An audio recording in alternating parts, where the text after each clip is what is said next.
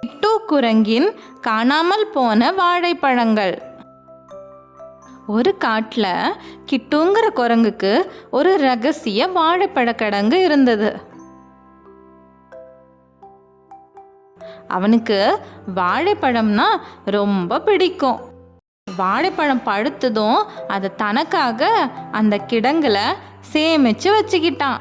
ஒரு நாள் காலையில கிட்டு எழுந்து பார்த்தப்போ அவனோட வாழைப்பழங்கள்லாம் காணாமல் போயிடுச்சு. ஐயோ, என் வாழைப்பழங்களை யார் எடுத்தாங்க அப்படின்னு அவன் அழுதான். தெரிஞ்சுக்க கிட்டு தனது நண்பர்கள் கிட்ட கேட்டான். முதல்ல அவன் சின்னுங்கிற கிளியிடம் கேட்டான். சின்னு, என் வாழைப்பழங்களை யாராவது எடுத்ததை நீ பார்த்தையா? இல்ல, நான் பார்க்கல. ஆத்துக்கு போய் பாரு அப்படின்னு சின்னு சொல்லுச்சு. கிட்டு வேகமா ஆத்துக்கு போனான். அங்க அவன் மணிங்கிற ஆமைய பார்த்தான். மணி, என் வாழைப்பழங்களை பார்த்தியா? மணி தலையசைச்சான். இல்ல, ஆனா ஒரு பெரிய மரத்துல போய் பாரு அப்படின்னு சொன்னான்.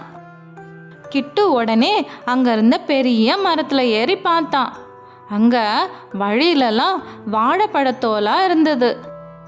அந்த வாழைப்பழத்தோல் இருந்த திசையை பார்த்து கிட்டு போனான். அது தூங்கிட்டு இருந்த ஒரு சிறிய அணில் கிட்ட போயிடுச்சு.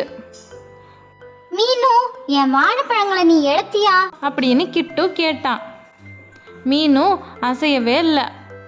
அது தரையில கிடந்தது, அதனால அதை பகிர்ந்துக்கன்னு நினைச்சு நான் எடுத்தேன் அப்படின்னு மீனு சொன்னான். அப்போதான் கிட்டுக்கு ஒரு உண்மை புரிஞ்சுது. அவன் வாழைப்பழங்களை மறைக்கிறதுலையே இருந்தான். அவன் நண்பர்களோட பகிர்ந்துக்க பற்றி நினைக்கவே இல்லை. அந்த நாள்ல இருந்து கிட்டுவும் அவனது நண்பர்களும் ஒன்றாக வாழைப்பழ விருந்து வச்சாங்க. அவங்க மகிழ்ச்சியோட சிரித்து விளையாடிக்கிட்டு இருந்தாங்க.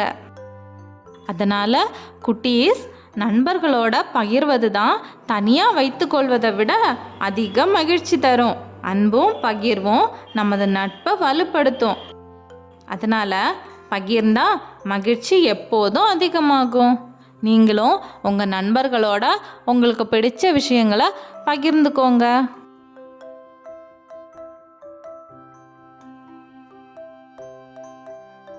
இது மாதிரி தினமும் நிறைய கதைகள் கேட்க என் சேனல் மறக்காமல் சப்ஸ்கிரைப் பண்ணுங்கள்.